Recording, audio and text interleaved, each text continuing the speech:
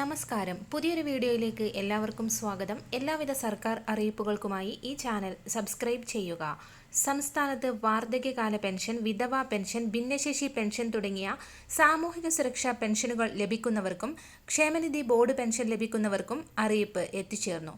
ബുധനാഴ്ച വരെ ഭാഗികമായി മാത്രം നടന്നുകൊണ്ടിരുന്ന 2 മാസത്തെ ക്ഷേമ പെൻഷൻ തുകയുടെ വിതരണം ഇപ്പോൾ സജീവമായിരിക്കുകയാണ്.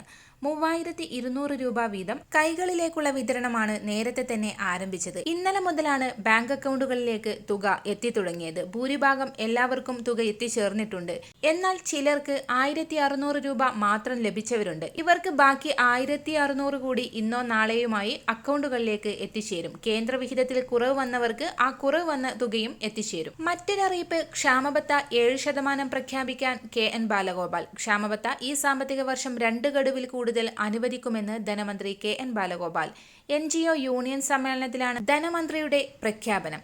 ശമ്പള പരിഷ്കരണം നടപ്പിലാക്കുമെന്നും ധനമന്ത്രി പ്രഖ്യാപിച്ചിട്ടുണ്ട്. കേരളത്തിൽ നിലവിൽ 6 ഗഡുക്കളാണ് ക്ഷാമബത്ത കുടിശ്ശിക. 18% ക്ഷാമബത്ത കുടിശ്ശിക.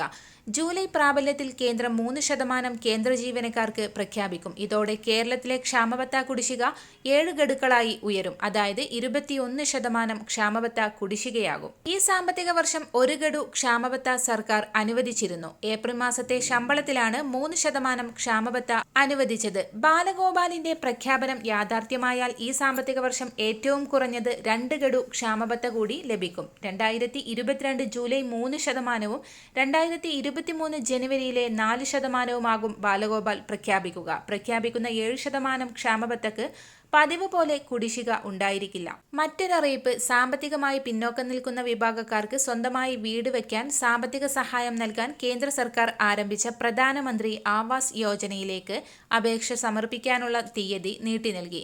2025 ഡിസംബർ വരെയാണ് പ്രധാനമന്ത്രി ആവാസ് യോജനയിലേക്ക് അപേക്ഷകൾ സമർപ്പിക്കാൻ സാധിക്കുന്നത്. PMAY 2.0യുടെ ഔദ്യോഗിക വെബ്സൈറ്റിലൂടെ അപേക്ഷകൾ സമർപ്പിക്കാവുന്നതാണ്. സാമൂഹിക വിഭാഗം, വരുമാനം, ഭവനനില എന്നിവ അടിസ്ഥാനമാക്കിയാണ് പദ്ധതിയുടെ ആനുകൂല്യം ഗുണഭോക്താക്കൾക്ക് ലഭിക്കുന്നത്.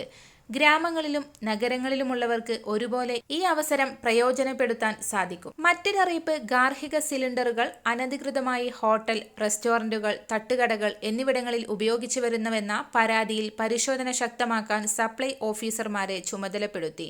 5 കിലോമീറ്റർ വരെ സൗജന്യമായും 5 മുതൽ 10 കിലോമീറ്റർ വരെ 33 രൂപയും 10 മുതൽ 15 കിലോമീറ്റർ വരെ 42 രൂപയും 15 കിലോമീറ്ററിന് മുകളിൽ 52 രൂപ എന്നിങ്ങനെയാണ് LPG സിലിണ്ടറുകൾ വീടുകളിലേക്ക് വിതരണം ചെയ്യുന്നതിനുള്ള നിരക്ക്.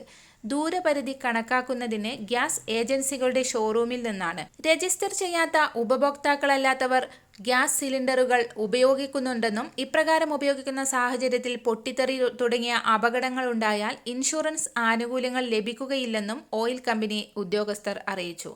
എല്ലാവിധ സർക്കാർ അറിയിപ്പുകൾക്കുമായി ഈ ചാനൽ സബ്സ്ക്രൈബ് ചെയ്യുക.